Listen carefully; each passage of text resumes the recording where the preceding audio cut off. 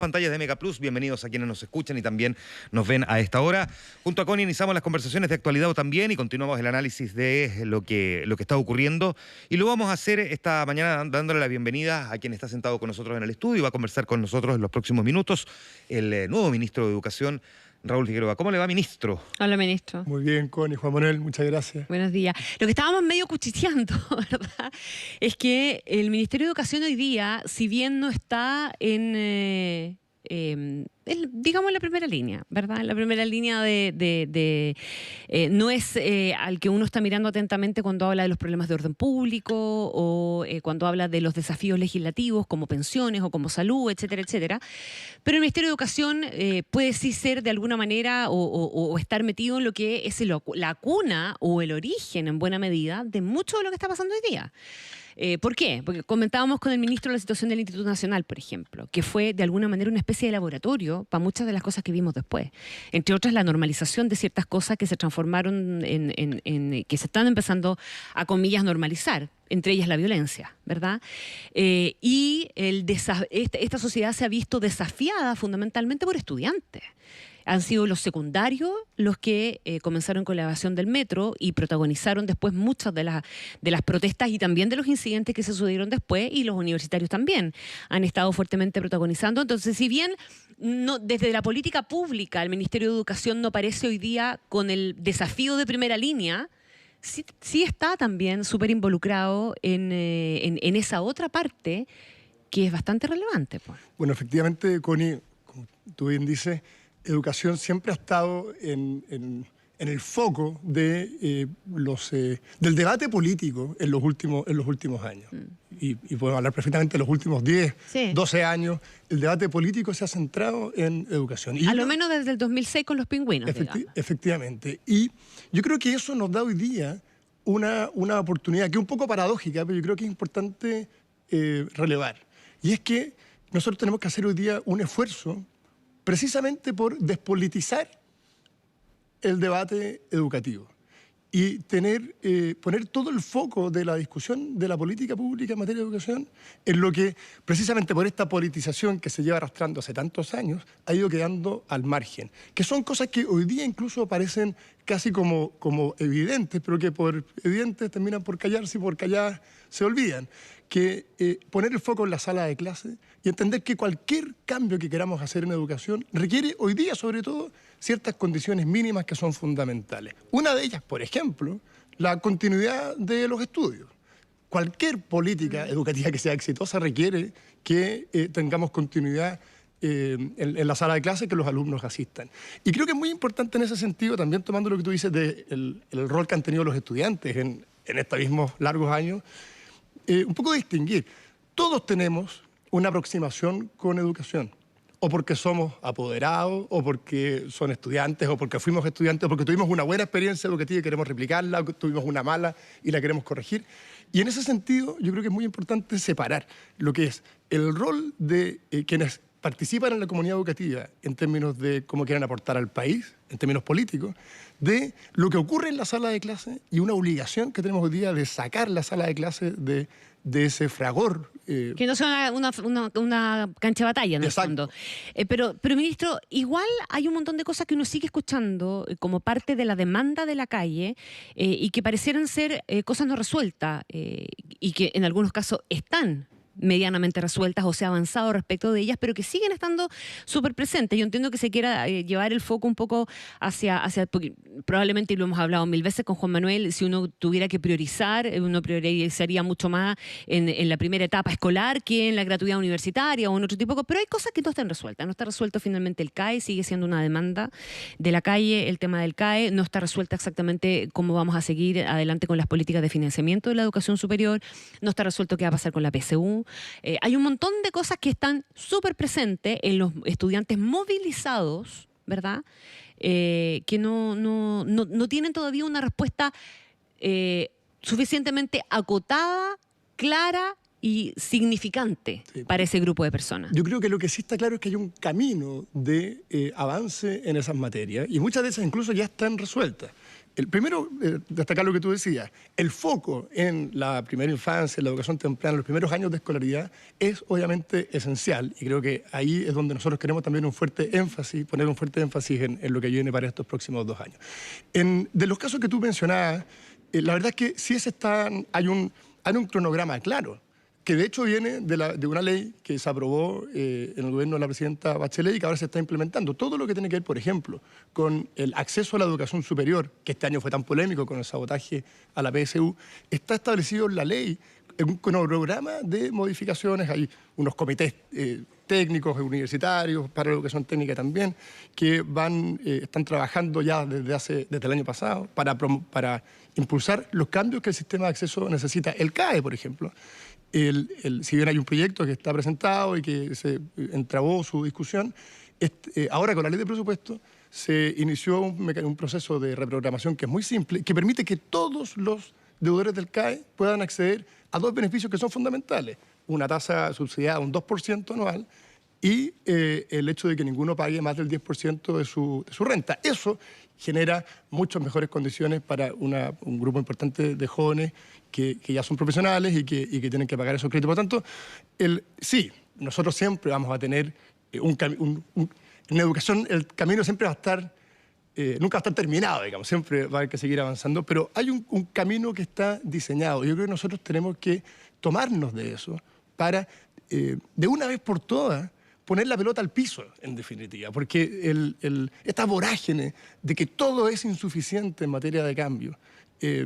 Yo mismo, por ejemplo, antes de ser ministro, antes de ser subsecretario, fui bastante crítico de muchas de las reformas que hoy día estamos implementando. Y las estamos implementando y lo estamos haciendo bien. Y estamos convencidos que lo que el país necesita es que esas modificaciones se implementen adecuadamente para que tengan efectivamente un impacto positivo en el sistema educativo. Estamos instalando los nuevos servicios locales de educación. Hay ahí, es una reforma gigantesca al aparato estatal, es una de las principales reformas al aparato público. Es muy compleja, por lo tanto, pero hay ahí un camino de avance para ir generando consenso. Yo lo que creo que es fundamental hoy día es que seamos capaces, sobre todo en educación, de recuperar ciertos consensos que existen, pero que como que se dejaron de verbalizar. Vamos a hablar de esos consensos en un momento más, pero déjeme, para completar esta descripción que usted hace, ministro, estamos viendo en estos momentos a un porcentaje de la ciudadanía, no sé cuál sería ese porcentaje, no creo que alguien sea capaz realmente de poder cifrarlo, pero hay un porcentaje, al menos que se hace sentir y que considera que todo lo que usted acaba de describir es completamente insuficiente respecto de las necesidades que tiene hoy día ese segmento de la población, el estudiantil o el de las familias que están vinculadas a estudiantes endeudados o que sienten que la educación a la que acceden es de pésima calidad. ¿Cómo se da respuesta en el actual contexto social en el que la gente está pidiendo el cuarto de libra ahora y de una manera bastante clara, y si no, simplemente no vamos a avanzar para ninguna parte? De hecho, podríamos eventualmente retroceder con lo que usted acaba de describir? ¿Cómo se compatibiliza esta descripción que usted hace con las exigencias que tiene ese porcentaje de la ciudadanía? Sí. Confirmando ese diagnóstico, Chile tiene, si uno toma la prueba PISA, por ejemplo, que se toma a los muchachos de 15 años, los sectores más vulnerables de nuestro país tienen un rezago de hasta 3 años en relación al promedio de la OCDE en la prueba PISA. 3 años, o sea, está 3 años atrás, digamos. Esas brechas son el objetivo que nosotros tenemos que tomar y tenemos que superar esas brechas. Ese es el principal diagnóstico en materia educacional en Chile, en definitiva, que tenemos brechas de aprendizaje que son muy fuertes. ¿Cómo se aborda la manera de solucionar esas brechas? Es lo que yo insisto que hoy día tenemos nosotros una oportunidad, que es volver a un consenso básico, que más allá de las estructuras de cómo se organiza el sistema educativo y en lo que el país ha estado mucho tiempo discutiendo y que de alguna manera ya se zanjaron esas nuevas estructuras, hoy día el desafío es que para superar esas brechas lo que tenemos que hacer es poner todo el foco en lo que ocurre en la escuela. Y ahí hay una cuestión muy básica. Lo fundamental para que una escuela pueda progresar y para que un alumno pueda aprender es algo tan simple como que ese alumno tiene que ir a clase. Es imposible que un alumno aprenda en la escuela si ese alumno no está o si la escuela está cerrada para esos alumnos. El principal daño que se le ha generado a la educación pública, a mi juicio, es precisamente la interrupción permanente, la paralización de las actividades. El año pasado tuvimos 60 días de paralización en la educación pública y por lo tanto yo entiendo... ¿Cómo se trabaja eso? Porque que no vayan no es simplemente por flojera, no van porque son redestinados muchas veces a generar ingresos adicionales para familias pobres. No, no me refiero a eso, Juan Manuel, me refiero a que no van porque el colegio no está funcionando. Ah, porque el colegio no está funcionando. Me refiero a que se interrumpe el proceso educativo. ¿Y deja de funcionar por qué razón? Bueno, el año pasado porque tuvimos, por ejemplo, 60 días de paro convocados por el Colegio de Profesores. Y luego tuvimos los problemas de octubre que generaron otras ¿Y dificultades. el año antepasado? El año pasado, por ejemplo... No, el antepasado. Bueno, el 2019 es un año atípico, pero el 2018 no tuvimos 60 días de paro. El 2018 no, pero el 2016 sí. Entonces, una generación, en 12 años, alumnos de la educación pública pueden ver perfectamente un año, pueden sumar perfectamente un año en clase.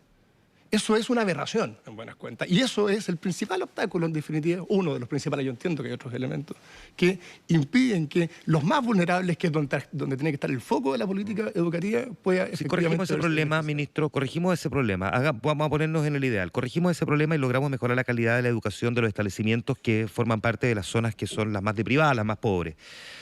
Nos encontramos, sin embargo, con un tercer elemento que yo sé que escapa largamente al Ministerio de Educación, pero me gustaría saber cuánto se podría hacer desde su cartera para poder corregir este otro problema.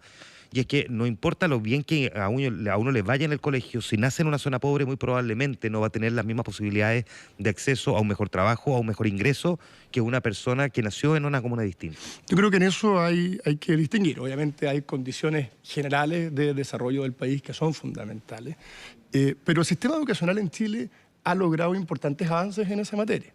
Chile tiene, y a uno se lo olvida, pero tiene una cobertura plena en materia escolar. Hay niños que lamentablemente no van, nosotros estamos tomando medidas para hacernos cargo de esos niños que han quedado marginados del sistema escolar, pero hay capacidad para todos los niños en Chile. Eso no es la... eso es interesante porque, por ejemplo, en otros países de Latinoamérica eso no se da. Ese problema lo corregimos hace rato, claro. Más bien la discusión está dada en la calidad.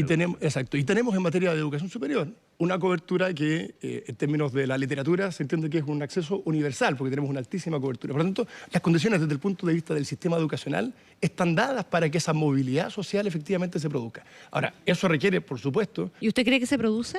Yo creo que se produce. Yo creo que Chile ha tenido importantes avances en una movilidad social donde educación ha sido, en ese sentido, un factor relevante de aporte. Hay estudios interesantes, hay un estudio de Claudio Sapelli, por ejemplo, que muestra de una manera muy interesante cómo se ha generado una movilidad intergeneracional donde la educación ha sido un factor fundamental. Entonces, ¿cuál es el problema, ministro, ahí? ¿Qué es lo que reclama la gente? Yo creo que efectivamente, y en eso es donde está abocado el gobierno hoy día, y el presidente ha sido enfático en poner prioridades, en sacar adelante una agenda social que, si bien siempre ha estado presente, se hizo necesario ponerle un sentido de urgencia mucho mayor. Y ese es el esfuerzo que hoy día se está haciendo, no en el área de educación, sino que en el área de pensiones. Pero déjeme ser un poco más precisa a lo mejor con la pregunta. ¿Qué de la agenda, qué de las demandas que quedaron puestas sobre la mesa después del 18 de octubre, o de cuáles de esas demandas usted desde el Ministerio de Educación se hace eco o las reconoce como un desafío político? Yo creo que no, hay una demanda general por mayores, mejores e iguales oportunidades. Yo creo que ese, si uno tuviese que ya, y desmenucemos entonces, ¿y cómo el Ministerio de Educación colabora con su política pública a facilitar justamente esas condiciones? ¿Qué es lo que no ha hecho y qué es lo que debiera hacer? Yo creo que lo que tiene que hacer el Ministerio de Educación, que se ha hecho pero que ha quedado opacado muchas veces, es poner todo el foco de la política educacional en la sala de clase y con mucha fuerza en los primeros años de la educación parvularia y los primeros años de la educación básica, porque es ahí donde se empiezan a generar esas brechas que después se hace muy difícil de corregir. Es como el desafío de las pensiones, ¿verdad? Nos tenemos que preocupar de las pensiones de largo plazo, pero también de mejorar las pensiones hoy día. Nos preocupamos de los niños desde chicos, pero ¿qué hacemos con los problemas que tenemos hoy día con el acceso de los que están en edad de la educación superior? Bueno, desde ahí, efectivamente, aquí hay, tú lo describes bien, porque el esfuerzo en la educación parvularia... Hay cosas de corto plazo y cosas de largo plazo. Va a tener réditos en 12, 15 años más respecto de esos mismos niños. Para el resto del sistema, nosotros estamos tomando medidas que también tienen ese mismo foco. Por ejemplo, el programa Escuelas Arriba, que es un programa que apunta a un apoyo focalizado a escuelas que tienen resultados insuficientes. El año pasado se hizo solo para 280 escuelas específicamente en tercero básico. Este año lo hemos ampliado a 490 escuelas de tercero básico a segundo medio. Ahí abordamos rápidamente los que hoy día están en el fondo en esa situación que tú describes, Connie. ¿Para qué? Para poder nivelar esos aprendizajes y entregarles rápidamente herramientas para que puedan desarrollarse en plenitud. Lo mismo pasa con el sector técnico profesional. Nosotros tendemos como olvidarnos de que existe la enseñanza media técnico profesional, que reúne el 40% de los egresados de cuarto medio. O sea, estamos hablando de prácticamente la mitad de los egresados de cuarto medio. Ahí se está haciendo un esfuerzo muy directo para que la educación técnico profesional sea una alternativa real ahora de nivelar por un lado los aprendizajes y también ofrecer rápidamente acceso al mundo laboral a través de una alternancia con el sector productivo. Todo eso son políticas que, claro, nosotros lo hemos conversado varias veces, no aparecen permanentemente en las primeras páginas de los diarios. Tampoco es relevante que aparezcan permanentemente en la primera página de los diarios en la medida que se puedan hacer y en la medida que efectivamente se den las condiciones para que den frutos. Estamos conversando con el nuevo ministro de Educación, Raúl Figueroa. Ministro, el mapa, el panorama está complejo para este marzo y probablemente para el desafío que se venga durante el resto del año. Y si bien, para que no me responda que es un tema de orden público, digamos, y que por lo tanto es resorte exclusivo del Ministerio del Interior, sino de qué manera el Ministerio de Educación y todas sus dependencias se están preparando para enfrentar desde los establecimientos, ¿verdad?, que de alguna manera están bajo el alero de la educación pública, lo que se venga en el contexto de la protesta, del estallido, etcétera, etcétera. Porque no es indiferente el diagnóstico que haga el Ministerio, ¿verdad?, cómo levante las antenas, en los radares que tenga, el trabajo de, comillas, inteligencia, pero desde la política pública, de ir anticipando escenario, que se haga, a que sencillamente se siente a esperar que alguien le pregunte qué pasa, digamos. A ver, desde ese punto de vista, y precisamente para no entrar a lo que es la política de seguridad pública, que... No, porque no le corresponde, sí lo tenemos claro. Sí nos corresponde y sí hemos trabajado y vamos a este año profundizarlo con más fuerza, lo que tiene que ver con las condiciones de un buen clima dentro de la escuela. El clima, la convivencia, es un elemento esencial. Cuando los jóvenes se sienten cobijados, protegidos en su escuela, eso rápidamente genera un impacto positivo y descomprime los focos de violencia. Y en eso hay también este año un fuerte trabajo con un foco en la educación o la formación socioemocional de los jóvenes para generar, y con un sentido bien claro, que es recuperar el hecho que la escuela es un lugar de protección, es un lugar de comunidad. Eso es un elemento que es muy importante. Hay una serie de programas e iniciativas muy directas que apuntan a mejorar la convivencia escolar, hacernos cargo de la formación socioemocional no solo de los estudiantes, también aportar ahí con los apoderados, los profesores, los asistentes de la educación, para volver a generar en la escuela un sentido de comunidad que se traduzca en un ámbito ahí de protección y no de enfrentamiento. Ministro Raúl Figueroa, ¿qué lo diferencia entonces, volviendo al origen de esta conversación, de su antecesora? A ver, yo quiero ser bien... yo trabajé 2 años con hoy día la exministra Marcela Cubillo y me consta el compromiso y todo el trabajo y el esfuerzo que ella hizo por impulsar una agenda de calidad en el sistema educacional. Si se me pregunta qué nos diferencia, bueno, yo creo que las diferencias tienen que ver más bien con el carácter, con las formas de ser, con las aproximaciones a ciertos temas, pero, y eso va a depender, yo tengo una manera particular de llevar adelante mi trabajo, cada uno tiene la suya, digamos, ¿eh? Pero creo que es bien importante destacar, porque a veces algunos me preguntan, bueno, ¿por qué ahora estamos hablando de esto y hace qué sé yo, el año pasado no se hablaba? Se hablaba igual.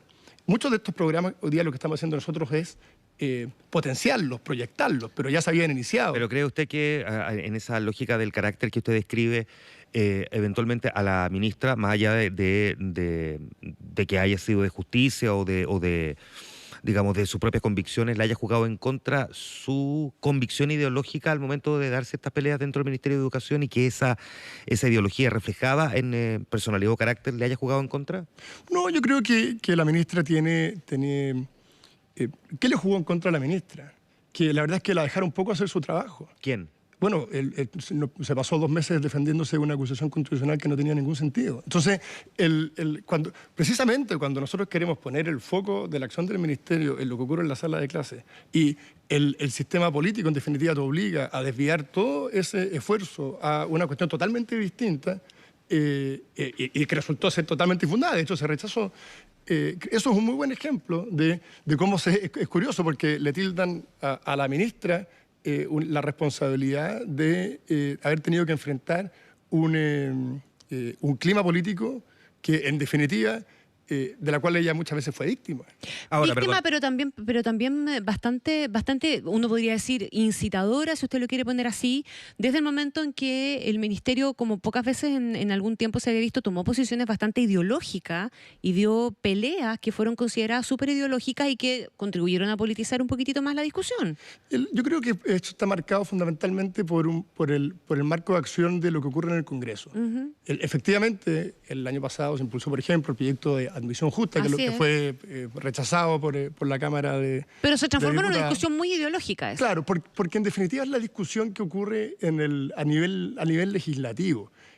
Por eso yo creo que es muy importante distinguir lo que es la política educacional desde el punto de vista de la gestión y la política desde el punto de vista del debate legislativo, que tiene una tendencia mucho mayor, sobre todo hoy día, porque si uno mira, por ejemplo, los 4 años del gobierno de la presidenta Bachelet, donde la discusión fue absolutamente ideológica, todo ese tiempo hizo que el foco en la sala de clases se fuese marginando.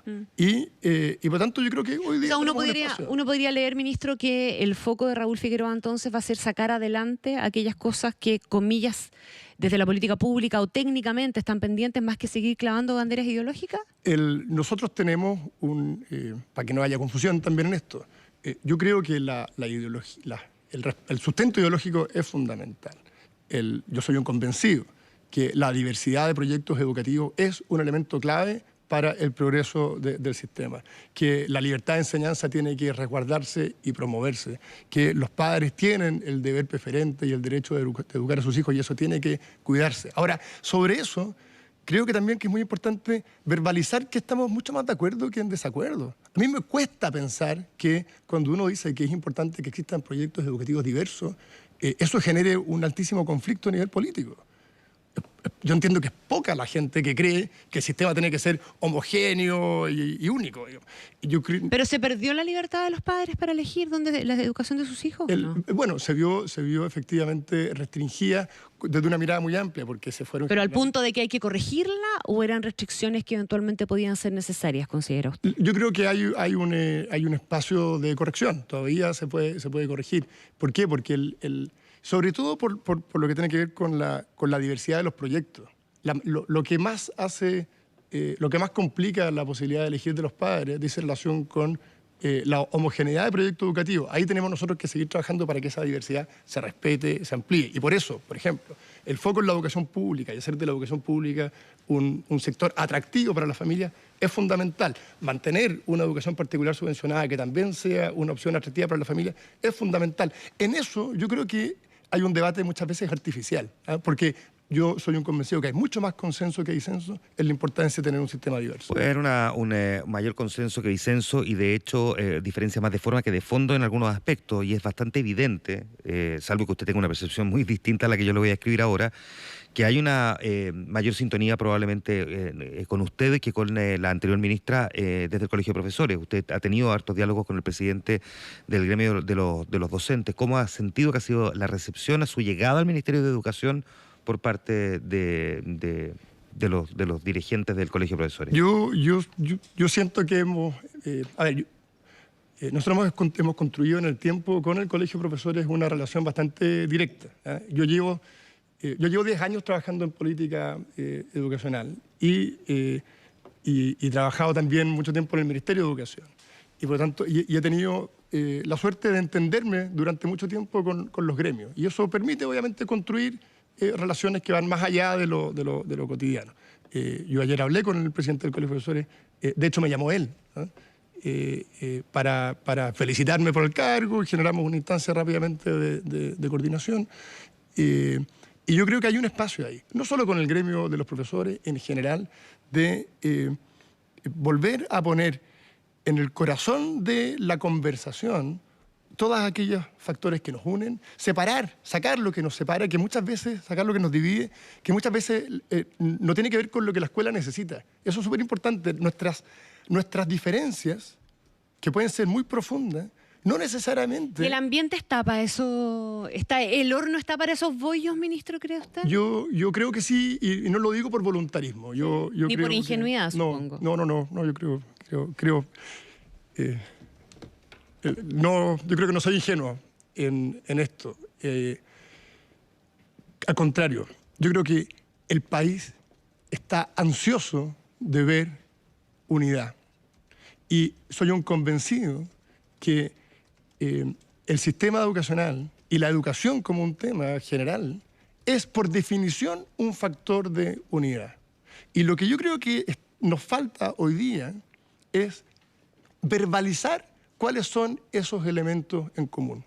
Si todos, el mundo político, el mundo gremial, el mundo técnico, fuésemos capaces de verbalizar ciertos elementos mínimos, que de alguna manera los hemos repasado aquí, que es insostenible que el país tenga un rezago de 3 años en sus sectores más vulnerables, que la manera de abordar esas brechas dice relación con un foco particular en los primeros años, que la diversidad de proyectos educativos es una cuestión que debe resguardarse, que los padres son fundamentales en la formación de sus hijos, y sobre esa base ir generando elementos de consenso, yo creo que podemos avanzar. Y sobre todo, que para que cualquier política educacional sea efectiva, se necesita un ambiente de paz en la escuela. Raúl Figueroa, ministro de Educación, esta mañana con nosotros en ¿Qué lo diría en Infinita? Muchas gracias, ministro, por estar aquí. Muchas gracias a ministro. usted. Saludos.